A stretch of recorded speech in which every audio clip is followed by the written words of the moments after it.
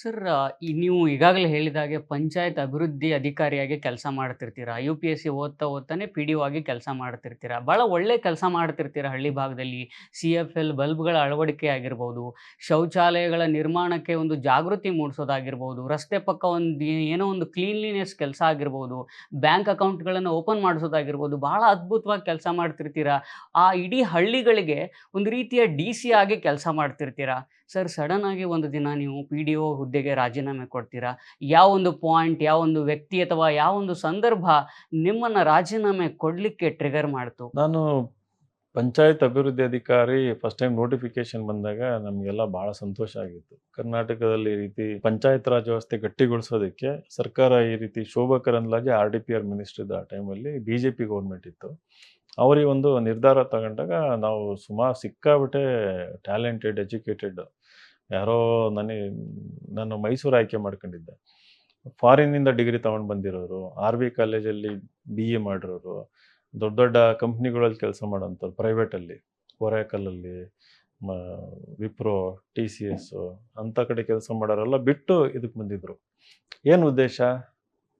ನಮ್ಮ ಗ್ರಾಮಗಳನ್ನು ಸಬಲೀಕರಣ ಮಾಡಬೇಕು, ಅಭಿವೃದ್ಧಿ ಮಾಡಬೇಕು. ಗಾಂಧೀಜಿ ಒಂದು ಕನಸಿತ್ತಲ್ಲ, ಗ್ರಾಮ ಸ್ವರಾಜ್ಯ ಅನ್ನೋದನ್ನು. ಯಾಕಂದ್ರೆ ನಾವು ಯು-ಪಿ-ಎಸ್-ಸಿ ರೆಡಿ ಆಗಿದ್ದರಿಂದ ಅದೊಂದು ಥಿಯರಿಟಿಕಲಿ ಒಂದು ವಿಷನ್ ಡೆವಲಪ್ ಆಗಿತ್ತು. ಆಮೇಲೆ ಅದೇ ಟೈಮಲ್ಲಿ ನಮ್ಮ ಎ-ಪಿ-ಜೆ ಅಬ್ದುಲ್ ಕಲಾಂ ಅವರು ಕೂಡ ಒಂದು ಪುರ ಅನ್ನೋ ಒಂದು ಮಾಡೆಲ್ ಕೊಟ್ಟಿದ್ರು, providing urban amenities in rural areas ಅನ್ನೋದು. ಸೊ ಹಳ್ಳಿಗಳು ಅಂತಂದರೆ ನಗರದಲ್ಲಿರುವಂಥ ಸೌಲಭ್ಯಗಳು ಹಳ್ಳಿಗಳಲ್ಲೂ ಸಿಗಬೇಕು. ಹಳ್ಳಿ ಜನರ ಒಂದು ಕ್ವಾಲಿಟಿ ಆಫ್ ಲೈಫ್ ನಗರದಲ್ಲಿರೋ ರೀತಿಯಲ್ಲೇ ಇರಬೇಕು. ಅವರು ಕೂಡ ವಾಕ್ ಹೋಗಬೇಕು, ಕೆರೆ ಸುತ್ತಮುತ್ತ ಪಾರ್ಕ್ಗಳು ಇರಬೇಕು, ಕೆರೆ ನೈರ್ಮಲ್ಯ ಇರಬೇಕು, ಒಳ್ಳೆ ಕುಡಿಯೋ ನೀರು ಸಿಗಬೇಕು, ಆಟ ಆಡೋದಕ್ಕೆ ಅವ್ರ ಮಕ್ಕಳು ಕೂಡ ಎಲ್ಲ ಅಮ್ಯುನಿಟೀಸು, ಸ್ವಿಮ್ಮಿಂಗ್ ಪೂಲಿಂದ ಹಿಡಿದು ಎಲ್ಲ ಇರಬೇಕು. ಈ ರೀತಿ ಒಂದು ವಿಷನ್ ಡೆವಲಪ್ ಆಗಿತ್ತು. ಪಿ-ಡಿ ಹೋದ್ರೆ ಇವೆಲ್ಲ ಮಾಡ್ಬೋದು ಅಂತಂದು ಎಕ್ಸಾಮ್ ಬರೆದ್ವಿ, ಪಾಸ್ ಆದ್ವಿ, ಒಳ್ಳೆ ರ್ಯಾಂಕ್ ಬಂತು. ಅದೇನು ಲಂಚ ತಗೊಳ್ಳದೆ ಸಿಕ್ಕಂಥ ಕೆಲಸ ಅದು. ಭಾಳ ಪ್ರಾಮಾಣಿಕವಾಗಿ ನೇರವಾಗಿ ಆದಂಥ ಒಂದು ನೇಮಕಾತಿ. ಕರ್ನಾಟಕದ ನೇಮಕಾತಿ ಇತಿಹಾಸದಲ್ಲಿ ಅದೊಂದು ಮೈಲಿಗಲ್ಲು ಅಂತ ಹೇಳೋಕ್ಕೆ ಇಷ್ಟಪಡ್ತೀನಿ ನಾನು. ಅದು ಯಾವ ಸರ್ಕಾರ ಮಾಡಿರಲಿ, ಯಾಕಂದರೆ ಭಾಳ ಪಾರದರ್ಶಕವಾಗಿ ಮಾಡಿಬಿಟ್ರು. ಎಲ್ಲರಿಗೂ ಆಶ್ಚರ್ಯ ಆಗೋಯ್ತು, ಇದೇನು direct return exam, no interview, nothing, direct recruitment ಆಗೋಯ್ತು. ಸೊ 1 ವರ್ಷ 8 ತಿಂಗಳು ಮಾಡಿದ್ದು ನಾನು. ನಮ್ಮ ಪಂಚಾಯಿತಿಯಿಂದ 2 ಕಿಲೋಮೀಟರ್ ದೂರದಲ್ಲಿ ಮನೆ ಮಾಡ್ಕೊಂಡು ಓಡಾಡ್ತಾ ಇದ್ದಿದ್ದು. ಎದ್ದು ಬಿದ್ದು ಅಲ್ಲೇ ಇರ್ತಾಯಿದ್ದೆ, ಕೆಲಸ ಮಾಡಿದ್ವಿ, ಒಳ್ಳೆ ಕೆಲಸ ಮಾಡಿದ್ವಿ. ಬಟ್ ನಮ್ಮ ಮೇಲಿದ್ದಂಥ ಇ-ಒ, ನಮ್ಮ ಮೇಲಿದ್ದಂಥ ಡಿ-ಎಸ್ಸು ಮತ್ತು ಸಿ-ಇ-ಒ, ಎಸ್ಪೆಷಲಿ ಸಿ-ಇ-ಒ, ಈ ನೇರವಾಗಿ ಬಂದಂಥ ಐ-ಎ-ಎಸ್ಸು ಇವ್ರಿಗೇನಂತಂದರೆ ತಳಮಟ್ಟದ ಅರಿವಿರಲ್ಲ ಇವರಿಗೆ. Grass root level awareness zero ಇರುತ್ತದೆ. ಸೊ ಅಲ್ಲಿ rural dynamics, rural psychology, rural sociology ಪೇಪರಲ್ಲಿ ಓದಿರೋದು, ಇಲ್ಲಿ ವಾಸ್ತವದಲ್ಲಿ ಏನಿರುತ್ತೆ ಅನ್ನೋದು ಅವ್ರಿಗೆ ಗೊತ್ತಿರೋದಿಲ್ಲ. ಸೊ ನಮ್ಮನ್ನು ಹರಾಸ್ ಮಾಡ್ತಾಯಿದ್ರು. ಆಮೇಲೆ ನಮಗೆ ರೆಸ್ಪೆಕ್ಟ್ ಕೊಡ್ತಾ ಇರಲಿಲ್ಲ. ಅಟ್ಲೀಸ್ಟ್ ಈ ಪಿ-ಡಿ-ಒ ಎಜುಕೇಟೆಡ್ ಇದ್ದಾರೆ, ಪಿ-ಡಿ-ಒ ಯು-ಪಿ-ಎಸ್-ಸಿ ಇಂಟ್ರ್ಯೂ ತನಕ ಹೋಗಿ ಬಂದಿದ್ದಾರೆ. ಸೊ ಅವ್ರನ್ನ ಒಂದು ರೀತಿ ಕಾಲು ಕಸದ ಥರ ಟ್ರೀಟ್ ಮಾಡೋ ಒಂದು ಪ್ರವೃತ್ತಿ ಇತ್ತು. ಸೊ ನಾನು ಮುಂಚೆಯಿಂದಲೂ ರೆಬೆಲಿಯಸ್ ಆ್ಯಟಿಟ್ಯೂಡ್ ನಂದು.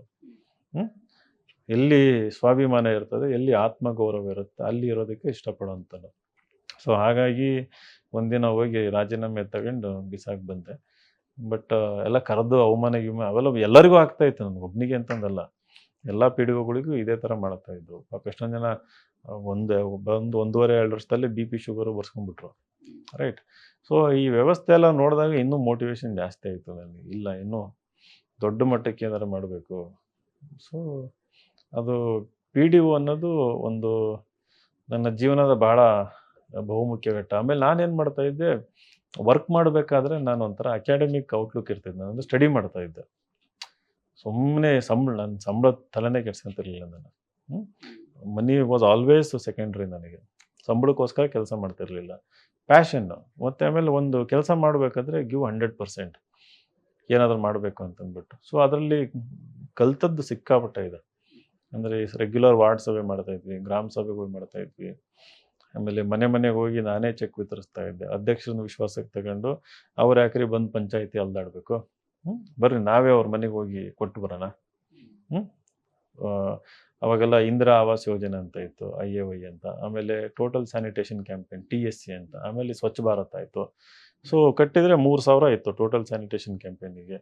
ಇಂದಿರಾ ಆವಾಸ್ ಯೋಜನೆ 45,000 ಇತ್ತು. ಒಂದು 3 ಹಂತದಲ್ಲಿ ಫೌಂಡೇಶನ್ ಅಂತೆ, ವಾಲು, ಲಿಂಟೆಲ್ ಅಂತ ಹಿಂಗೇನೋ ಬರ್ತಾಯಿತ್ತು. ಸೊ ಒಂದೊಂದು ಹಂತ ಆದಾಗ ಐಡೆಂಟಿಫೈ ಮಾಡಿ ಯಾರು ಮಾಡಿದ್ದಾರೆ ಒಂದು ಸರ್ವೆ ಮಾಡ್ಕೊಂಬಂದಾನೆ ಒಂದು CD100 ಬೈಕ್ ತಗೊಂಡೆ ಸೆಕೆಂಡ್ ಹ್ಯಾಂಡ್. ರೈಟ್. ಅವ ಕಲ್ತ್ಬಿಟ್ಟು ನಾನು ಬೈಕೇ ಮುಟ್ಟಿರಲಿಲ್ಲ ಜೀವನದಲ್ಲಿ, ಸೈಕಲ್ಲೇ ಮುಟ್ಟಿರಲಿಲ್ಲ. PDO ಆಗಿದ್ದಾಗ ಫಸ್ಟ್ ಸಂಬಳ ಬಂದ ತಕ್ಷಣ ಒಂದು ಹಳ್ಳಿನಲ್ಲಿ ಒಬ್ಬರು ಮಾರಿದ್ರು ಅದನ್ನು, ಕೇವಲ 12,000 ರೂಪಾಯಿ ಮಾರಿದ್ರು. ತುಂಬ ಹಳೇದು CD100. ಅದನ್ನು ತಗೊಂಡು ಆ CD100ಅಲ್ಲಿ ರೌಂಡ್ ಹೊಡಿ ಎಲ್ಲ ಸರ್ವೆ ಮಾಡೋದು. ಅಲ್ಲಿ ಹೋಗಿ ಮನೆಗೆ ಅಧ್ಯಕ್ಷರು ನಿಂದು ಕೂರಿಸ್ಕೊಳ್ಳೋದು. ಮುಂಡೂರವ್ರು ಇದ್ರು ಅಧ್ಯಕ್ಷರು, ಅಲ್ಲಿ ಕಪೂರೊಡಿ ಒಂದು ಪಂಚಾಯತಿ. ಸೊ ಅವ್ರನ್ನ ಕೂರಿಸ್ಕೊಂಡು ಹೋಗಿ ಅವ್ರ ಮನೆಯವ್ರ ಅಧ್ಯಕ್ಷರು, ಇವ್ರ ಅಧ್ಯಕ್ಷರು ಅಂತಂದ ಈಗ ಗೊತ್ತಲ್ಲ ಪಂಚಾಯತಿ ವ್ಯವಸ್ಥೆನಲ್ಲಿ. ಸೊ ಕೂರಿಸ್ಕೊಂಡು ಹೋಗ್ತಾ ಇದ್ದೆ, ಚೆಕ್ ಕೊಟ್ಟು ಖುಷಿ ಅಧ್ಯಕ್ಷರಿಗೆ, ಫುಲ್ ಜನ ಅಪ್ರಿಷಿಯೇಟ್ ಮಾಡೋದು. So I think one of the most important ಘಟ್ಟ ನಮ್ಮ